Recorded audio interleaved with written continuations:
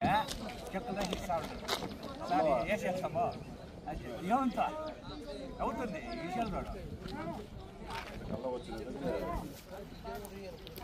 వీళ్ళందుకే first రాసినాడు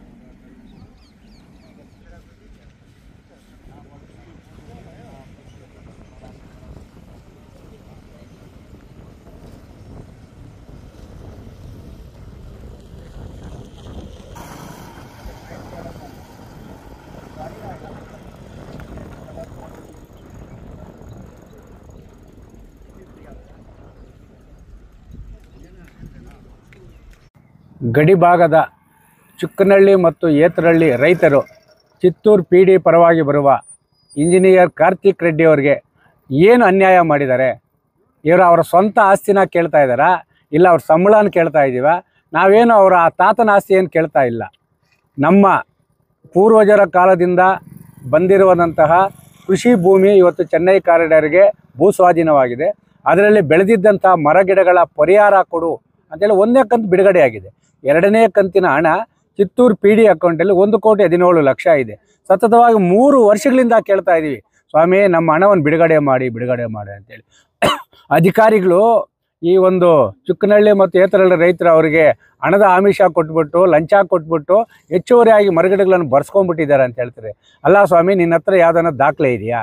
ನೀನು ಯಾವುದೋ computer Google ನೋಡ್ಬಿಟ್ಟು, ಅಲ್ಲ ಕಾರ್ತಿಕ್ ರೆಡ್ಡಿ ಅವರೇ, ಆ ಗೂಗಲಲ್ಲಿ ಮರಗಿಡಗಳು ಇಷ್ಟಿಲ್ಲ ಅಷ್ಟಿಲ್ಲ ಅಂತ. ಹೌದ್ರಿ, ನಮ್ಮ ಪೂರ್ವಜರ ಕಾಲದಲ್ಲಿ ವ್ಯವಸಾಯ ಮಾಡ್ತಿದ್ದೆ ಹಂಗೆ. 1 ಎಕರೆಗೆ ನಾವು 200 ಗಿಡ, 250, 300 ಗಿಡ ಬೆಳೀತಾ ಇದ್ವಿ. ಅದಕ್ಕೆ ನಿಮಗೆ ಬೆಳಿಲ್ಲ ಅಂತ ಸಾಕ್ಷಿ ಇದೆಯಾ?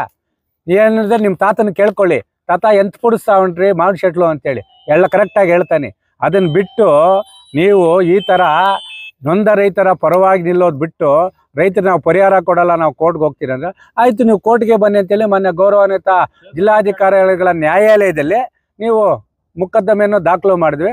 ಅದರಂತೆ ಮಾನ್ಯ ಜಿಲ್ಲಾಧಿಕಾರಿಗಳು ನಿಮ್ಮ ಪ್ರಕರಣವನ್ನು ರದ್ದುಗೊಳಿಸಿ ನೊಂದ ರೈತರಿಗೆ ಪರಿಹಾರ ಕೊಡಿ, ನಿಮ್ಮ ಹಣವನ್ನು ಬಿಡುಗಡೆ ಮಾಡಿ ಅಂತೇಳಿ ಆದೇಶ ಮಾಡಿದರು 17/5/2025ರಲ್ಲಿ. ನಮ್ಗೆ ಆದೇಶ ಮಾಡಿದ ಮೇಲೆ ನೀವು ಹಣ ಬಿಡುಗಡೆ ಮಾಡಿದೆ, ನಾವು ಹಾಕಿರೋ ಪ್ರಕರಣವನ್ನು ಜಿಲ್ಲಾಧಿಕಾರಿಗಳು ಉಲ್ಲಂಘನೆ ಮಾಡಿಬಿಟ್ಟಿದ್ದಾರೆ ಅಂತೇಳಿ ಮೊನ್ನೆ ಜಿಲ್ಲಾಧಿಕಾರಿಗಳು, ಜಿಲ್ಲಾ ದಂಡಾಧಿಕಾರಿಗಳ ಆದೇಶವನ್ನೇ ನೀವು ಸರಿಯಿಲ್ಲ ಅಂತ ಹೇಳಿದವಾಗ ನಾವು ಯಾಕೆ ನಮ್ಮ ಪರಿಹಾರಕ್ಕಾಗಿ ನಾವು ಆಹೋರಾತ್ರಿ ಧರಣಿ ಕೂತ್ಕೋಬಾರ್ದು ಅಂತೇಳಿ ನಿರ್ಧಾರ ಮಾಡಿದ್ವಿ. ಆ ನಿರ್ಧಾರ ಮಾಡಿದ ಹಿನ್ನೆಲೆಯಲ್ಲಿ ಇವತ್ತು ಎಲ್ಲ ಪತ್ರಿಕಾ ಹೇಳಿಕೆ ಕೊಟ್ಟಿದ್ದೀವಿ, ಮಾಧ್ಯಮಗಳ ಮುಖಾಂತರ ತಿಳಿಸಿದ್ದೀವಿ. ಸಂಬಂಧಪಟ್ಟ ಎಲ್ಲ ಇಲಾಖೆಗಳಿಗೂ ನಾವು ಮನವಿಗಳನ್ನು ಕೊಟ್ಟು ಕಾನೂನಾತ್ಮಕವಾಗಿ ನಾವು ಇವತ್ತು ಕೂತ್ಕೊಂಡಿದ್ದೀವಿ. ನಮ್ಮ ಒತ್ತಾಯ ಇಷ್ಟೇ, ನೊಂದ ರೈತರ ಏತರಹಳ್ಳಿ ಮತ್ತು ಚಿಕ್ಕನಹಳ್ಳಿ ರೈತರ 1,17,00,000 ಏನು 2ನೇ ಕಂತಿನ ಮರಗಿಡಗಳ ಪರಿಹಾರ ಬಿಡುಗಡೆ ಮಾಡಬೇಕು ಅಂತೇಳಿ ಜಿಲ್ಲಾಧಿಕಾರಿಗಳ ಆದೇಶದಂತೆ ಬಿಡುಗಡೆ ಮಾಡೋವರೆಗೂ ಕಾಮಗಾರಿಯನ್ನು ಸ್ಥಗಿತಗೊಳಿಸಿ ಆಹೋರಾತ್ರಿ ಧರಣಿಯನ್ನು ಬಾಬಾ ಸಾಹೇಬ್ ಅಂಬೇಡ್ಕರ್ ಫೋಟೋ ಮತ್ತು ನಮ್ಮ ಪ್ರೊಫೆಸರ್ ನಂಜುಂಡಸ್ವಾಮಿ ಅವರ ಫೋಟೋ ಸಮೇತ ಆಹೋರಾತ್ರಿ ಉಪವಾಸ ಸತ್ಯಾಗ್ರಹವನ್ನು ಹಮ್ಮಿಕೊಳ್ತಾ ಇದ್ದೀವಿ. ಇದು ಯಾರೇ ಬಂದರೂ ಸಹ, ಯಾರೇ ಮಾತುಗೂ ಸಹ ನಾವು ಬೆಲೆ ನಮ್ಮ ಪ್ರಾಣವನ್ನು ಬೇಕಾದ್ರೂ ಬಿಡ್ತೀವಿ. ನಮ್ಮ ಪರಿಹಾರ ಬರೋವಾಗೂ ಉಪವಾಸ ಸತ್ಯಾಗ್ರಹವನ್ನು ಕೈ ಬಿಡೋದಿಲ್ಲ. ನಮಗೆ ಚಿತ್ತೂರು PD ಪರವಾಗಿ ಇಂಜಿನಿಯರ್ ಬೇಕಾಗಿಲ್ಲ, ಚಿತ್ತೂರು PDನೇ ಬರಬೇಕು. ಮುಳಬಾಗಿಲು ತಹಸೀಲ್ದಾರು ಬರಲಿ, ಕೋಲಾರ SLOನೂ ಬರಲಿ, ಎಲ್ಲರೂ ಬರಲಿ. ನಮಗೇನು ಗೊತ್ತಾ, ನಮ್ಮ ಪರಿಹಾರ ಹಣ ಬಿಡುಗಡೆ ಮಾಡಬೇಕು. ಅದನ್ನು ಬಿಟ್ಟು ನೀವು ನಮ್ಮ ಬಲವಂತವಾಗಿ ಏನಾದ್ರೂ ನಮ್ಮ ಹೋರಾಟನ ಹತ್ತಿಕ್ಕಲು ಮುಂದಾದರೆ ಗುತ್ತಿಗೆದಾರರಿಗೂ ಅಷ್ಟೇ, ಚಿತ್ತೂರು PDಗೂ ಹೇಳೋದಷ್ಟೇ, ಆಗುವ ಅನಾಹುತಗಳಿಗೆ ನೇರವಾಗಿ ನೀವೇ ಕಾರಣರಾಗ್ತೀರಾ. ನಾವೇನು ಯಾರಪ್ಪನ ಆಸ್ತಿಯನ್ನು ಕೇಳ್ತಾ ಇಲ್ಲ, ನಾವು ನಮ್ಮ ತಾತನ ಆಸ್ತಿ, ನಮ್ಮ ಕೃಷಿ ಭೂಮಿಯಲ್ಲಿರೋ ಮರಗಿಡಗಳ ಪರಿಹಾರವನ್ನು ಕೇಳ್ತಾ ಇದ್ದೀವಿ. ಅದಕ್ಕೋಸ್ಕರ ನಮ್ಮ ಸಂವಿಧಾನವನ್ನು ಕೊಟ್ಟಂತಹ, ನಮಗೆ ಹೋರಾಟದ ಒಂದು ದಿಕ್ಕನ್ನು ನೀಡಿದಂತಹ ಪ್ರೊಫೆಸರ್ ನಂಜುಂಡಸ್ವಾಮಿ ಮತ್ತು ಬಾಬಾ ಸಾಹೇಬ್ ಅಂಬೇಡ್ಕರ್ ಫೋಟೋ ಸಮೇತ ಇಂದು 3:30ರಿಂದ ನಾವು ಉಪವಾಸ ಸತ್ಯಾಗ್ರಹವನ್ನು ಹಮ್ಮಿಕೊಂಡಿದ್ದೀವಿ. ನಮ್ಮ ಹೋರಾಟ ನಮ್ಮ ಪರಿಹಾರಕ್ಕಾಗಿ ಹೊರತು ನಾವು ಯಾವುದೇ ಕಾಮಗಾರಿಗೆ ಅಡ್ಡಿಪಡಿಸಬೇಕು, ಯಾರಿಗೆ ತೊಂದರೆ ಮಾಡಬೇಕಂತಿಲ್ಲ. ನಮ್ಮ ಹೋರಾಟ ನಮ್ಮ ಪರಿಹಾರಕ್ಕಾಗಿ.